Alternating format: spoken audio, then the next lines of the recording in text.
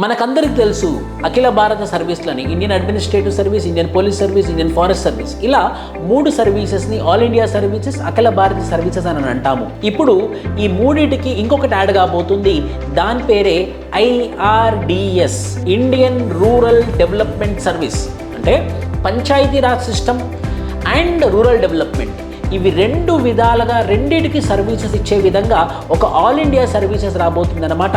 అది Indian rural development service. ప్రధానమంత్రి నరేంద్ర మోడీ గారు ఈ IRDS గురించి చెప్తూ ఈరోజు ఏమన్నారు అని అంటే, ఈ రూరల్ డెవలప్మెంట్లో పంచాయతీరాజ్ సిస్టంలో ఎక్స్క్లూజివ్ సర్వీస్ లేకపోవడం వల్ల విలేజెస్ ఇంకా డెవలప్ అవ్వట్లేదు. దానివల్ల వికసిత్ భారత్ 2047 కల్లా మనం డెవలప్డ్ అవ్వాలి అని అంటే ఖచ్చితంగా పంచాయతీరాజ్ అండ్ రూరల్ డెవలప్మెంట్ మీద ఫోకస్ ఉండాలి.